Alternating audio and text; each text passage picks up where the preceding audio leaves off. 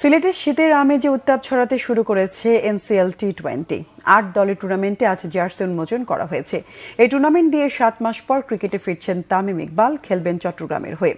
বুধবার পর্দা উঠছে এনসিএল টি-20-র প্রথম আসরের। ৭টি বিভাগের সঙ্গে টুর্নামেন্টে অংশ নিচ্ছে ঢাকা মেট্রো। জার্সি উন্মোচন অনুষ্ঠানে অংশ নেয় ৮ দলের খেলোয়াড়রা। ক্রিকেটারদের আশা, সম্পূর্ণ ঘরোয়া ক্রিকেটারদের নিয়ে এই টুর্নামেন্ট বিপিএল এর আগে প্রস্তুতিতে বড় ভূমিকা রাখবে।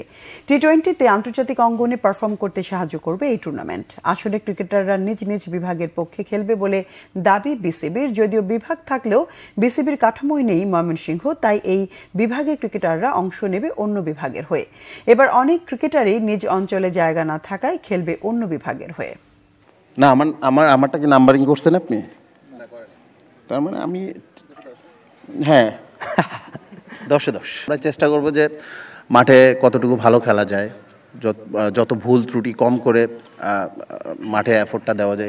অবশ্যই তামিম ইকবালের মতো একজন সিনিয়র ক্রিকেটার থাকা it's a definitely boost up.